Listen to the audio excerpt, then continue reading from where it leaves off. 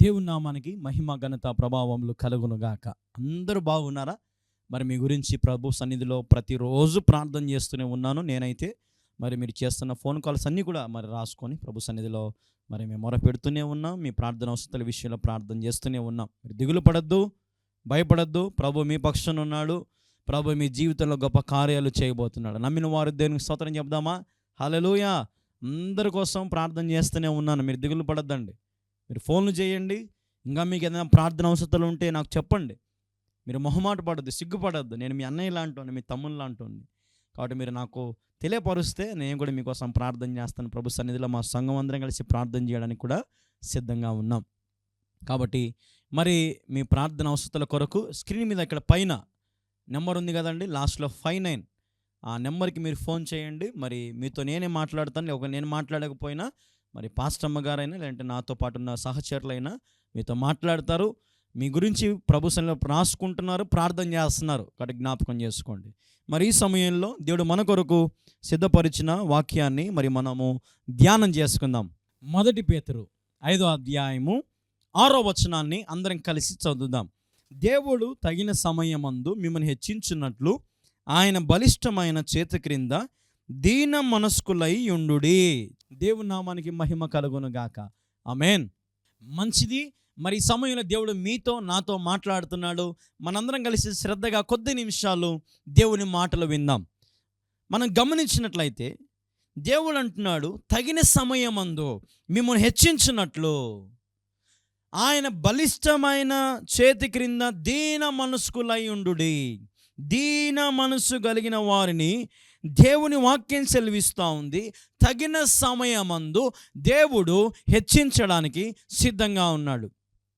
దీన మనసు గల వారిని ఈ లోకంలో మనం గమనించగలిగితే దీన మనస్సు కలిగి ఉండడం చాలా కష్టము కదా. తగ్గించుకొని బ్రతకడం చాలా కష్టము. పల్లెటూళ్ళల్లో, టౌన్లలో మనం గమనిస్తే ఏదైనా ఒక స్త్రీలు ఉదాహరణకి ఒక చీర కొనుక్కున్నారనుకోండి, ఆ చీరను ఎంతమందికి చూపిస్తారో కదా. మా ఆయన ఇది కొనిచ్చాడు, 3,000, 5,000, 10,000 కదా. దీన మనస్కులై తగ్గించుకొని ఉండేవారు తక్కువ, కనపరుచుకోవాలని ఇష్టపడేవారు చాలామంది ఎక్కువ. మా ఇంట్లో ఫ్రిడ్జ్ ఉంది, మా ఇంట్లో ఫ్యాన్ ఉంది, మా ఇంట్లో ఏసీ ఉంది, మా ఇంట్లో గోడకు 100 ఇంచ్ టీవీ ఉంది, పెద్ద టీవీ ఉంది, పెద్ద సోఫా ఉంది, పెద్ద పెద్ద ఇల్లు ఉంది, పెద్ద పెద్ద ఇల్లులు ఉన్నాయి, మాకు పెద్ద కారు ఉంది కదా. తగ్గించుకోవడం చాలా తక్కువ. బంగారు ఉంది, వెలగల వస్త్రాలు ఉన్నాయి కదా. కొంతమంది పేరును బట్టి, బలగాన్ని బట్టి దీన మనస్కులై ఉండుట అసాధ్యము కదండి. ఈ లోకంలో మనం నిజంగా దీన మనస్సులో కలిగి ఉంటే అంటే ఎక్కడైతే తగ్గించుకొని దీనంగా ఉంటామో, మన లెవెల్ ఎప్పుడైతే తక్కువలో మనం చూసుకుంటూ బ్రతుకుతూ ఉంటామో, దేవుడు అంటున్నాడు తగిన సమయంలో హెచ్చిస్తాను. హల్లెలూయా. నమ్మిన వారు దేవునికి స్తోత్రం చెప్దామా? హల్లెలూయా. దేవుడు ఈరోజు ఈ కార్యక్రమం చూస్తున్న నిన్ను హెచ్చించడానికి సిద్ధంగా ఉన్నాడు. వేర్ ఎవర్ యు ఆర్, నువ్వు ఎక్కడున్నా, whatever it may be, any situation, ఏ పరిస్థితిలో ఉన్నా, ఏ విషయంలోనైనా నిన్ను దేవుడు హెచ్చించాలి అని అనుకుంటే మనుషులు ఆపలేరు. దీన మనసు కలిగి ఉండి ప్రభు మీద ఆనుకొని నువ్వు ఉండగలిగితే, ప్రభు మీద ఆధారపడి నువ్వు బ్రతకగలిగితే, దేవుడు వాక్యం సెలవిస్తూ ఉంది, దేవుడే సెలవిస్తున్నాడు నీతో ఈ రోజున నిన్ను హెచ్చించడానికి దేవుడు సిద్ధంగా ఉన్నాడు. హల్లెలూయా, హల్లెలూయా. దేవుని నామానికి మహిమ కలుగునగాక. ప్రియ తమ్ముళ్ళు, ప్రియ అన్నయ్యలు, ప్రియ చెల్లెళ్ళు, ప్రియ అక్కలు, సహోదరి సహోదరులారా, పురుషులారా, స్త్రీలారా, దేవుడు వాక్యము నమ్మదగినది. ఈరోజున దీన మనసు కలిగి ఉండాల. తన్ను తాను తగ్గించబడిన వాడు హెచ్చింపబడునని వాక్యంలో కూడా ఉంది. మనం చాలాసార్లు ఆ మాట వింటూనే ఉంటాము, కానీ మనం తగ్గించుకోం. ఒక యవనస్తుడు 3 లక్షలు పెట్టి బండి కొన్నాడు. అయితే అంతకుముందు ఒక పాత డొక్కు బండి ఒకటి ఉండింది. అయితే ఇప్పుడు తను ఎలాగ బండి తోలుతున్నాడంటే చేతులు ఇలా ఇరిగిపోయినట్టు పెట్టుకొని తోలుతూ ఉన్నాడు బండి. ఒకప్పుడు బండి ఇలా తోలేవాడు, ఇప్పుడు కొత్త బండి రాగానే చేతులు ఇట్లా పైకి వచ్చాయి. బట్టలు మారిపోయినాయి, చేతికి ఉంగరాలు కదా. కొంతమంది నిజంగానండి ఒక్క క్షణంలో కనపడిపోతారు. వాళ్ళ హెచ్చింపు అంతా వారి మాటల్లోనో, వారి ప్రవర్తనలోనో, వారి చూపుల్లోనో కదా తెలిసిపోతుంది. అరే వీడు చాలా హెచ్చులు కొడుతున్నాడు అంటారు కొంత, గమనించారు కదా. ఒరే కొంత తగ్గించుకోరా బాబు అంటారు కొంతమంది, గమనించారు కదా. ఆ? కదా, మన మాటల్లో, ప్రవర్తన తీరులో, వస్త్రధరంలో మన హెచ్చింపు కనపడతా ఉంది ఈ రోజున మనుషుల మధ్యలో. అదే నీకు పతనం. ఎవరైతే ఈ లోకములో తగ్గించుకొని దీన మనసులై ఉంటారో, దేవుని మీద ఆధారపడి ఈరోజు నేను ఏమై ఉన్నానో, ఏ స్థితిలో ఉన్నానో, ఎక్కడ ఉన్నానో అది కేవలము దేవుని కృపే అని ఎవరైతే తగ్గించుకొని బ్రతుకుతారో వారి జీవితంలో దేవుడు హెచ్చించబోతున్నాడు. నేను ఒక మాట చెప్తాను చూడండి. ఒకవేళ దేవుడు ఈ లోకములను హెచ్చించినా హెచ్చించకపోయినా పరలోకములో ఆయన నేను హెచ్చించబోతున్నాడు. నమ్మిన వారు దేవునికి స్తోత్రం చెబుదాం. హల్లెలూయా. ఈరోజు నీకు ప్రతిఫలం అక్కడ ఉంది, ఇక్కడ కాదు. ఈ లోకంలో నీకేం కావాలో దేవుడు ఇస్తాడు, కానీ నేను అసలైన హెచ్చింపు నీకు ఎక్కడ రావాలంటే, అసలైన ఘనత నీకు ఎక్కడ రావాలంటే దేవుని సన్నిధానంలో రావాలి, పరలోక రాజ్యంలో రావాలి. ఆయన నిన్ను మొదటి క్యూలో పెట్టుకోవాలి. నిన్ను అట్లాంటి భక్తి చేస్తున్నావా? అట్లాంటి విశ్వాస జీవితం కలిగి ఉన్నావా? ఈరోజు మనం ఆలోచన చేద్దాం. తగ్గించుకొని ఉన్నావా? దీన మనసు కలిగి ఉన్నావా? అదే అధ్యాయంలోనే పైన ఒక మాట ఉంటుంది, 5వ వచనంలోనే, చిన్నల్లారా మీరు పెద్దలకు లోబడి ఉండుడి, మీరందరూ ఎదుటివాని ఎడల దీన మనసును వస్త్రమును ధరించుకొని మిమ్మును అలంకరించుకొనుడి. దేవుడు అహంకారులను ఎదిరించి దీనులకు కృపానుగ్రహించును. హల్లెలూయా. దీనులకు కృపానుగ్రహించేవాడు నా యేసయ్య, మన యేసయ్య. దీనులకు కృపనిచ్చేవాడు. దీన మనసు గల వారిని తగిన సమయములో హెచ్చించువాడవని. హల్లెలూయా. దీన మనసు కలిగిన వారిని తగిన సమయంలో దేవుడు హెచ్చిస్తాడు. తగిన సమయంలో ఆయన కృపను చూపిస్తాడు నీ జీవితంలో. హల్లెలూయా, హల్లెలూయా. అందుకే వాక్యం చెప్తుంది, పెద్దలకు లోబడి ఉండండి. ఈ మధ్య కాలంలోనే నన్ను ఒక సేవకుడు మరి వాళ్ళ మందిరానికి ప్రసంగానికి నన్ను ఆహ్వానించి వెళ్తే వాళ్ళ పిల్లలు కనీసం ప్రైజ్లాడు కూడా చెప్పట్లేదండి. ప్రైజ్లాడు బాబు, ప్రైజ్లాడు అమ్మా అంటే అసలు పలకట్లే. కనీసం తిరిగి వందనాలు అంకుల్, వందనాలు అన్నయ్య అని కూడా చెప్పట్లేదు. సరే కొద్దిసేపు తర్వాత నాకు భోజనం వడ్డిస్తూ ఉంటే ఆ పిల్లడు ఎదురుగా కాలు మీద కాలు వేసుకొని కూర్చొని సెల్లులో గేమ్ ఆడుకుంటా ఉన్నాను, ఫ్రీ ఫైర్ మరి పబ్జీ నిదా. మొత్తానికి ఆ పిల్లడు గేమ్ ఒక సేవకుని కొడుకులు. ఈరోజున సేవకులు బయటంతా సేవ చేస్తారు, బయటంతా పరిచయం చేస్తారు. ఇంట్లో పిల్లలను దీన మనసులుగా పెంచుకొని సేవకులు ఎంతోమంది ఉన్నారు. దేవుడు అంటున్నాడు, సేవకులారా మీ పిల్లలను జాగ్రత్త, దీన మనసుకులుగా పెంచండి. సేవకులకు అన్నీ వస్తాయి, సేవకులకు ఏ కొదవ ఉండదు. ఇదంతా చూసుకొని ఈ పిల్లలు రెచ్చిపోతూ ఉంటారు. మాకేం కొదవా, ఈ చర్చ్ అంతా మాదే, మా నాన్న ఎంత కావాలంటే డబ్బులు ఇస్తాడు, ఎంత కావాలంటే అవి ఇంటికి ఏవి కావాలంటే ఇంట్లో అన్ని ఫ్రూట్స్ ఉంటాయి, మంచి భోజనం ఉంటుంది అని చెప్పి పిల్లలు చిన్నప్పటి నుంచే భయం లేకుండా పెరుగుతారు. ఈ సేవకుల పిల్లలు కొంతమంది ఉంటారు అట్లా. మరి అందరి సేవకుల పిల్లలని చెప్పట్లేదు. ఈ సేవకుల పిల్లలు కొంతమంది అయితే దీనత్వం అనేది వారి ముఖంలో కూడా కనపడదు. సంఘంలో సంఘ పెద్దలకు వందనాలు కూడా చెప్పరు, సంఘంలో విశ్వాసులకు వందనాలు కూడా చెప్పరు, సంఘంలో ఎవరైనా వృద్ధులకు సహాయం కూడా చేయరు. నాయనా కొంచెం అక్కడ దాకా వదిలిపెట్టొస్తావా నాయనా, నేను నడవలేకున్నా నాయనా అంటే ఆటో తెచ్చుకో ముసిల్దానా అనే వాళ్ళ పిల్లలు లేరా? సేవకుల పిల్లలు కదా. లేకపోతే ఎందుకు వచ్చినావు, రావద్దు బాగాలేనప్పుడు అనే పిల్లలు లేరా? ఏదైనా సేవకుడు బయటంతా ప్రపంచాన్ని సంపాదించుకుంటున్నాడు, కానీ ఇంట్లో పిల్లలను మాత్రము దీన మనసులుగా పెంచలేకపోతున్నారు. సేవకులే కాదు, విశ్వాసులు కూడా అంతే. ఈరోజు మీరు చర్చికి మీరు బాగా క్రమంగా పోతూ ఉంటారు, తల్లిదండ్రులు ఏమో చర్చికి పోతారు, ఇంట్లో పిల్లలకి రిమోట్ ఇచ్చి రావడమో, లేదంటే సెల్ ఇచ్చి రావడమో, లేదంటే నాన్న డబ్బులు ఈరోజు సండే కదా మేము మా ఫ్రెండ్స్తో ఎంజాయ్ చేయడానికి డబ్బులు ఇచ్చి వచ్చే తల్లిదండ్రులు లేరా? అసలు వాళ్ళలో తగ్గింపు అనేది కనపడుతుందండి రేపు ఫ్యూచర్లో. విచ్చలవిడిగా మన పిల్లలు తిరుగుతూ ఉంటే మనం మాత్రం భక్తి చేసుకుంటూ ఉంటే ఇది న్యాయమైన భక్తేనా? ఈరోజు నీ కుటుంబం అంతా ప్రభు సన్నిధిలో ఉందా? తగ్గించుకొని నీ కుటుంబం అంతా ప్రభు సన్నిధికి వస్తున్నారా? చెట్టుకొకడు పుట్టకొకడు అన్నట్టుగా ఈరోజు నీ పిల్లలు, భార్య ఒక దిక్కు, భర్త ఒక దిక్కు. భార్య ఏమో ఇంట్లో ఏమండి ఈ వాక్యం పెట్టండి అని భార్య అడుగుతూ ఉంటే, భర్త ఏమో న్యూస్ పెట్టని భర్త అడుగుతూ ఉంటే, పిల్లలేమో నాన్న మా టీవీలో జీవితం కొత్త సినిమా వచ్చింది చూద్దాం నాన్న అని పిల్లలు అంటూ ఉంటే, ఇది ఏమి తగ్గించుకోవడము, ఇది ఏమి దీన మనసు, ఇది ఏమి భక్తి? ఈరోజున క్రైస్తవులారా, దేవుని పిల్లలారా, మీరు రాబోతున్న దినాల్లో దేవుని ఉగ్రత చూడాలనుకుంటున్నారేమో, జాగ్రత్త. ఆయన ఉగ్రత ముందర మీరు తట్టుకోలేరు. హల్లెలూయా. ఇప్పుడు మన ఇంటి ముందర ఒక మంట రగులుతూ ఉందనుకోండి, ఆ మంటలో మనం చెయ్యి పెడితే ఎలాగుంటుంది? సమ్మగా ఉంటుందా? ఏమవుతుంది? మన చెయ్యి ఏమైపోతుంది? కాలి బూడిదైపోతుంది. పనికిరాదు ఇంక ఈ చెయ్యి. ఈ చేతితో ఏ పనులు చేసుకోలేవు.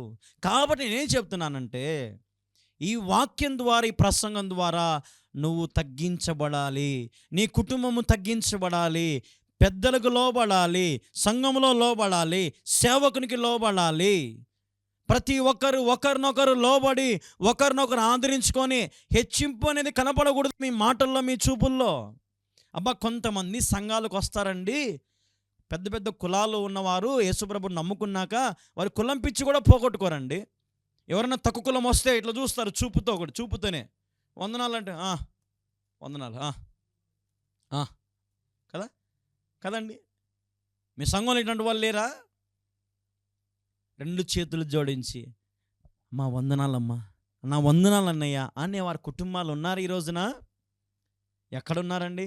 ప్రార్థన అయిపోయింది, బ్యాగ్ వేసుకుంటూ వెళ్ళిపోతున్నారు. జర్రని బండ్లకి, కార్లకి, ఏ హోటల్లోనో ఇంటికి వెళ్ళి పటపట ఒక చికెన్ మటన్, ఏదో చర్చికి వెళ్ళామా, ఏదో ఒక నుంచి పాస్టర్ ఏదో ఒక వాక్యం చెప్పాడు, అది విననట్టు వచ్చేసామా, అంతే. ఈరోజు నిజంగా మన భక్తి అలాగుంది. ప్రియమైన దేవుని పిల్లలారా, మరి ఈ మాటలు వింటున్న మీరు, ఈరోజు మనం అందరం కూడా సరి చేసుకుందాం. ఈరోజు మనం అందరం కూడా స్థిరపరచుకుందాం, మన జీవితాలను సెటరైట్ చేసుకుందాం. అవకాశం వచ్చినప్పుడు ఈ అవకాశాన్ని మనం ఉపయోగించుకుందాం. హల్లెలూయా, హల్లెలూయా, హల్లెలూయా. దేవుని నామానికి మహిమ కలుగునుగాక. ప్రియమైన దేవుని వారలారా, మరి మీకు కావలసిన ఈవులతో దేవుడు తృప్తిపరిచాడు కదా, మీ అవసరం దేవుడు తీరుస్తున్నాడు కదా. దీన మనసు తగ్గించుకోవడానికి తప్పేముందండి? దేవుని కన్నా తగ్గించుకోకుంటే ఇంకెక్కడ తగ్గించుకుంటారండి? ఆలోచన చేద్దాం. దేవుడిని అడగండి, ప్రభువా నాలో అతిశయం ఉందేమో, నాలో గర్వం ఉందేమో, ప్రభువా తీసివేయి నాయన. ఇక నుంచి నేను అందరినీ ప్రేమిస్తాను ప్రభువా, అందరితో సమానంగా ఉంటాను ప్రభువా. ఎక్కడ హెచ్చులు తగ్గు నేను చూపించను తండ్రి.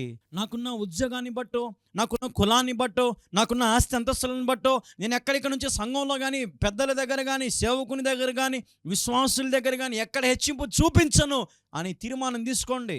ఈరోజు నేను నీకు ఎన్నైనా ఉండొచ్చు, యేసును చూడగలుగుతావా? అందుకే ఒక భక్తుడు ఒక పాట రాశాడు, నీకు మేడ మిద్దలున్నా నువ్వు ప్రభుని చూడలేవు కదా. నీకు మేడ మిద్దలున్నా నువ్వు ప్రభుని చూడలేవు. మోకాలొంగినవాడు, దీన మనసు కలిగిన వాడు, ఈ లోకంలో యథార్థంగా నీతి న్యాయములతో బ్రతికేవాడే దేవుని చూడగలుగుతాడు, ఆయన రాజ్యంలో ఉండగలుగుతాడు. హల్లెలూయా, హల్లెలూయా. మరి ఈ రోజున ఎలాగున్నావు? సిద్ధపడుతున్నావా దీన మనసులుగా ఉండడానికి? అయితే దేవుని కృప నీకు తోడుగా ఉంటుంది. హల్లెలూయా, హల్లెలూయా, హల్లెలూయా. కాబట్టి దేవుడు అహంకారులను ఎదిరించేస్తాడు. దేవుడు అహంకారులను ఎదిరిస్తాడు, నాశనం చేస్తాడు, నిర్మూలన చేస్తాడు, వేర్లతో సహా వారిని పెకిలింపజేస్తాడు దేవుడు. కాబట్టి నీ సంఘానికి వచ్చేవారో లేదా నువ్వు చర్చికి వెళ్ళే దగ్గర ఎవరైనా పేదవారు ఉన్నారేమో వారి దగ్గర నీ హెచ్చింపు చూపించద్దయ్యా. విధవరాళ్ళ దగ్గర నీ హెచ్చింపు చూపించద్దయ్యా. ముసలి వాళ్ళ దగ్గర నీ హెచ్చింపు చూపించద్దయ్యా. అనాథల దగ్గర నీ హెచ్చింపు చూపించద్దయ్యా. వికలాంగుల దగ్గర నీ హెచ్చింపు చూపించద్దయ్యా. తగ్గించుకొని వారితో మాట్లాడడం నేర్చుకో, వారితో కూర్చుని భోజనం చేసి నేర్చుకో, వారితో 10 మాటలు పంచుకోవడం నేర్చుకో. నీ స్థాయిని బట్టి నువ్వు వారిని చిన్న చూపు చూసినా, లోబడుకోకుండా దీన మనసు నీలో లేకపోయినా, నువ్వు మందిరానికి వెళ్ళినా ఒకటే, వెళ్ళకపోయినా ఒకటి. ఈరోజు మందిరానికి వెళ్ళి ఏం నేర్చుకుంటున్నావు? మీ బోధకుడు మీకు ఏం నేర్పిస్తున్నాడు అని రేపు ఎవరైనా మిమ్మల్ని అడిగితే ఏం చేస్తారండి? కొంతమంది ఉంటారు, కొంతమంది అయితే కదా పాస్టర్ని తిట్టిస్తూ ఉంటారు. మాలాంటి సేవకులను తిట్టించే విశ్వాసులు ఉన్నారు. ఏం చెప్పాడయ్యా మీ పాస్టర్, మీకు ఇదేనా? మీ సేవకుడు మీ చర్చికి పోతే నీకు నేర్పించింది ఇదేనా కదా? అవునా కదండి? అన్యులు ఈరోజు మన గురించి తీర్పు చెప్తా ఉన్నారు సింపుల్గా. మీరు క్రైస్తవులు అంటారు దొంగ భక్తి చేస్తూ ఉంటారు, మోసం భక్తి చేస్తూ ఉంటారని చాలామంది అంటూ ఉంటారు. ఈరోజున దీన మనసులై మీరు ఉండాలి. ఈరోజున వాక్యం చెప్తూ ఉన్నాను, మీరు తగ్గించుకొని ఉండండి. మీరు తగ్గించుకొని ఉంటే మీరు దేవుని కృపను మీరు పొందుకుంటారు. దేవుని కృప మీకు కావాలా? ఆయన కృప మీకు చాలును. ఆయన కృప లేకపోతే మనం క్షణమైనను జీవించలేం. ఈ లోకంలో ఎన్ని కోట్ల ఆస్తులు సంపాదించుకున్నా నువ్వు దేవుని కృప లేకపోతే వర్ధిల్లింపబడలేవు. దేవుని కృప లేకపోతే ఈ లోకంలో నువ్వు ఏది సాధించలేవు. దేవుని కృప లేకపోతే అస్సలు నువ్వు తినడానికి కూడా తిండి కూడా నీకు దొరకదు. మీరు అనుకుంటున్నారు నా శక్తి చేత సంపాదించుకుంటున్నాను, నా పని చేత సంపాదించుకుంటున్నాను, నా ఉద్యోగం చేత సంపాదించుకుంటున్నాను, నా తెలివితేటలు, నా మేధాశక్తి, నా బలము. అంత సీనే లేదండి. అసలు అలాంటి ఆలోచన పెట్టుకోవద్దు. మీరు దేవుని కృపను బట్టే మీరు వర్ధిల్లింపబడుతున్నారు. కాబట్టి నెత్తికి ఎక్కించుకోకుండా ఏంటి కళ్ళు, కొంతమంది అంటారు కదా, నీ కళ్ళు నెత్తికెక్కాయి రా అందుకే నీకు కనపడడం లేదు అని అంటారు కదండి. చాలామందికి కళ్ళు నెత్తికెక్కాయి, విశ్వాసులకు దేవుడు అన్నీ ఇస్తున్నాడని, అన్నీ దేవుడు చేస్తున్నాడని, దేవుని మీద అసలు భయం లేదు, భక్తి లేదు, ఇష్టానుసరమైన జీవితం. వారికి ఇష్టం వచ్చినట్టు జీవిస్తూ ఉన్నారు, ఇష్టం వచ్చినట్టు బ్రతుకుతూ ఉన్నారు. జాగ్రత్త సుమి, దేవుడు చెప్తున్నాడు, చాలా జాగ్రత్త. అయ్యల్లారా, తమ్ముళ్ళారా, దేవుని కృప మీరు పొందుకోండి, దేవుని సహాయం మీరు పొందుకోండి, దేవుని దీవెనలు మీరు పొందుకోండి. అప్పుడు దేవుడు మిమ్మల్ని తగిన సమయంలో హెచ్చిస్తాడు. సమయం ఒకటి ఉంది నేను హెచ్చించడానికి. తొందరపడొద్దండి, ప్రతి దానికి తొందరపడొద్దు.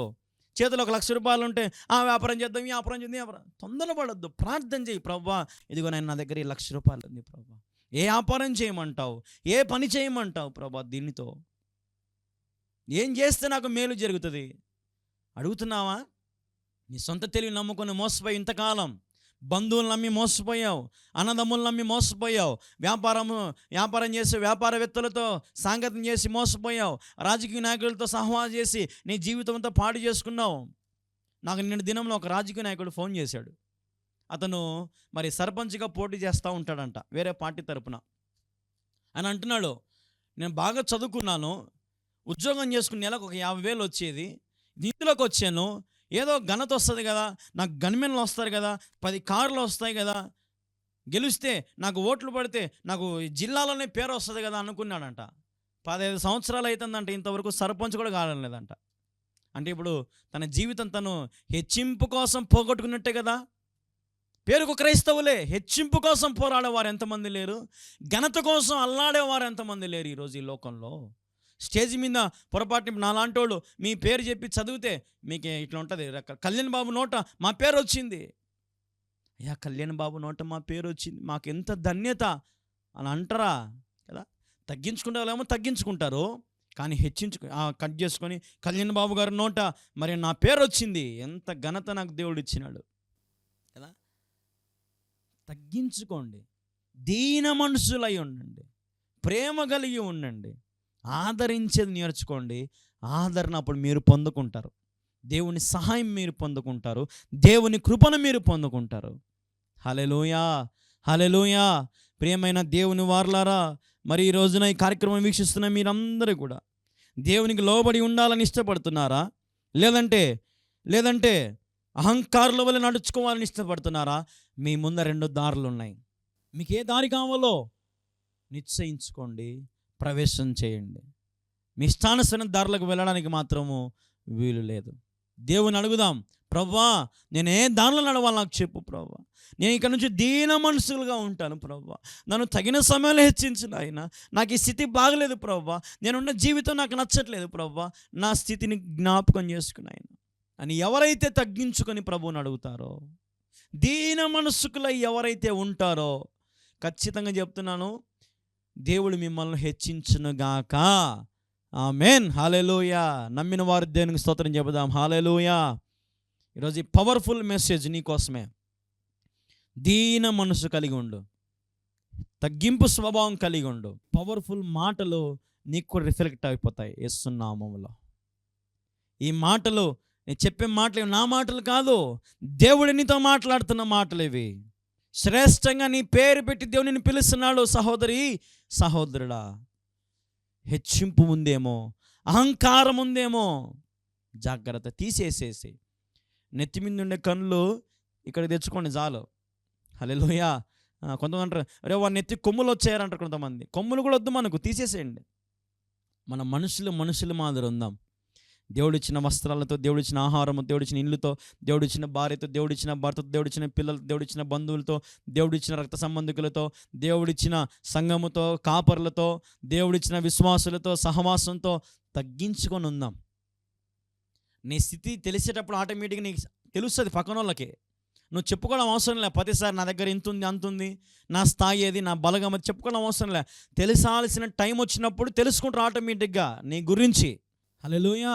అదే తగ్గింపు అంటే. నీ గురించి నువ్వు చెప్పుకోవద్దు ఎప్పుడు కూడా. సమయం, సందర్భం వచ్చినప్పుడు నీ గురించి పక్కనున్న వాళ్ళకి అప్పుడు అర్థం అవుతుంది. ఓహో, ఇతనిలో ఇంత స్టామినా ఉందా, ఇతనిలో ఇంత సత్తా ఉందా, ఇతనిలో ఇంత స్తోమత ఉందా, ఆయన ఎంత బాగా తగ్గించుకున్నాడు. ఈయన నాకు తెలిసిన ఒక సేవకుడు ఉన్నాడు. ఆయన రెడ్డి గారికి సంబంధించినటువంటి కులం. ఆయన మరి ఎంత దీనుడుగా ఉంటాడంటే, ఆయన కొన్ని కోట్ల రూపాయల ఆస్తులు ఉన్నాయి, కానీ ఆయన సేవ చేస్తున్నాడు ఈ కాలంలో. ఆయన పేరుని చెప్పదలుచుకోలేదు, కానీ ఆయన నాతో పాటు కూర్చోడానికి, భోజనం చేయడానికి ఇష్టపడతాడు. నేను చిన్న పిల్లోని ఆయన ముందర, కానీ నన్ను ఆహ్వానిస్తాడు. భోజనంకి రా బిడ్డ, మనం కలిసి తిందాం, కొద్దిసేపు దేవుని గురించి మాట్లాడుకుందాం. వారి ఇల్లు చూస్తే కోటలాగా ఉంటుంది. నా ఇల్లు ఏమో 20కి 10, చిన్న రూమ్ నాది, ఒక రూమే నాది. మేముండే ఇంట్లో ఒక రూమే. మై హోమ్ టూర్ చేస్తాను చూడండి ఒకసారి, యూట్యూబ్లో ఉంటుంది, ఒకసారి చూడండి వీలైతే. యూట్యూబ్ ఓపెన్ చేసి మై హోమ్ టూర్ అని కొట్టన్నది. పాస్టర్ కళ్యాణ్ బాబు అనే ఛానల్లో మై హోమ్ టూర్ అని ఒక వీడియో ఉంటుంది, చూడండి ఒకసారి. నా ఇల్లు చూడండి ఒకసారి, మీకు తెలుస్తుంది నా పరిచర్య ఏందో, నేను ఎట్లా కష్టపడుతున్నానో దేవుని సేవలో. ఒక్కసారి చూడండి, నా సాక్ష్యం చూడండి, పైన ఉంటుంది మొత్తం. ఒకసారి గమనించండి.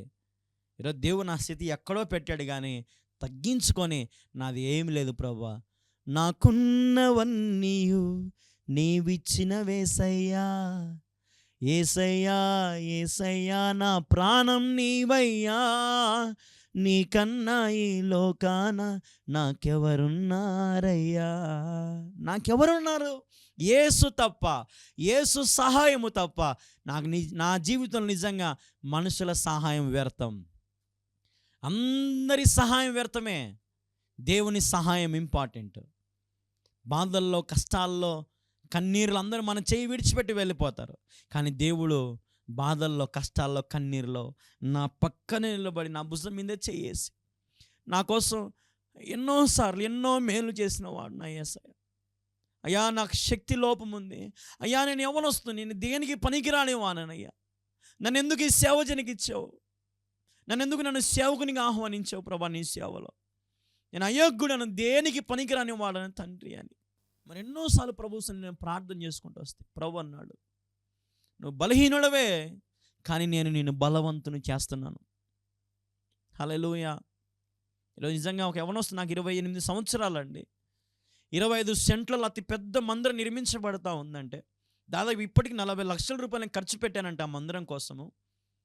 మీరు ఆలోచన చేయండి, నా వల్ల సాధ్యమేనా? ఎంత ప్రయాసపడుతున్నానో. నాకు అప్పుడే బ్యాక్ పెయిన్ వచ్చేసిందండి. రోజు నేను ఫిజియోథెరపీ చేసుకుంటూ ఉంటాను ఇంట్లో. కింద కాళ్ళు మెడాలని వాసిపోయి ఉంటాయి, నిలబడి ప్రసంగాలు చెప్పి ఉదయం ఒక చోట, రాత్రి ఒక చోట, ఉదయం ఒక చోట, రాత్రి ఒక చోట, నిరంతరం ప్రసంగాలు. సమయం దొరికితే రోజు సాయంత్రం యూట్యూబ్లో లైవ్ ఇస్తూ ఉంటా, గూగుల్ మీట్లో లైవ్ ఇస్తూ ఉంటా. ఎంతోమందిని పురికొల్పించాలని, ఎంతోమందిని ప్రభు కోసం నడిపింపజేయాలని ఆశ నాలో ఉందండి. ఈరోజు నేను యవ్వనస్తు నిలబడి ఇంత సేవ చేస్తున్నాడు. తగ్గించుకున్నాను కాబట్టి ఈ ప్రతిఫలం నేను అనుభవించగలుగుతున్నా. ఈరోజున మరి మీరు కూడా తగ్గించుకోండి, దీన మనసులై ఉండండి, అప్పుడు దేవుడు మిమ్మల్ని హెచ్చిస్తాడు. ఆ సందర్భం, దేవుడు సమయం వచ్చినప్పుడు మిమ్మల్ని హెచ్చిస్తాడు. ఆవేశపడద్దు, తొందరపడద్దు. కాబట్టి తగ్గించుకుందాం, దీన మనసుకులై ఉందాం. అట్టి కృప నా యేసయ్య మీ అందరికీ దయచేయునుగాక. ఆమేన్. మరి ఈ సమయంలో చిన్న ప్రార్థన చేసుకుందాం. మరి అందరూ మీరు కూడా నాతో పాటు చేయి జాచండి, స్క్రీన్ మీద మీ చేయి పెట్టండి. అందరూ కూడా ఒక సాపేసుకోండి, కుటుంబం అంతా ఒక చోట కూర్చోండి, ప్రార్థన చేద్దాం. ప్రార్థన. మా ప్రియమైన యేసుక్రీస్తు ప్రభువా, నీకు వేలాది వందనాలు, స్తోత్రాలు. ఇదిగో తండ్రి, మరి సమయంలో నీ బిడ్డల కోసం ప్రార్థన చేస్తూ ఉంటుండగా ఎవరైతే ప్రభువా మరి హెచ్చించుకునే గుణం ఉందేమో వారికి తగ్గించుకునే గుణం ఈ క్షణంలో మీరు వారికి అనుగ్రహించండి తండ్రి. ఒకవేళ అహంకారం బుద్ధి ఏదైనా ఉందేమో తీసివేయండి ప్రభువా. లోకంలో ఉన్న అతిశయమేమైనా ఉందేమో ప్రభువా తీసివేయి తండ్రి. తగ్గించుకొని దీన మనసులై ప్రభా ఒకరినొకరు లోబడి ఆదరించుకొని సేవకులకు లోబడి, సంఘానికి లోబడి, దైవదాసులు లోబడి, సంఘ పెద్దలకు లోబడి, ప్రభా మరి పెద్దలకు లోబడి ప్రతి చోట నీ బిడ్డ దీన మనసులై తగ్గించుకుని ఉండే బిడ్డలుగా నువ్వు చేసినందుకు, చేయబోతున్నందుకు నీకు మహిమ తెలియపరచుకుంటూ ప్రభా ఈ వాక్యం వింటున్న చిన్నపిల్లలు యవనస్తులను కూడా జ్ఞాపకం చేసుకునే ప్రభా వారు కూడా నేను తగ్గించుకొని దీన మనసులో ఉండడానికి సహాయం చేయి ప్రభా. సేవకుల పిల్లలు కూడా ప్రభా తగ్గించుకొని దీన మనసులుగా వాళ్ళు ఎదుగునట్లుగా తల్లిదండ్రుల సేవకు వారు కూడా ఆసరగా ఉండినట్లుగా సహాయం చేయండి.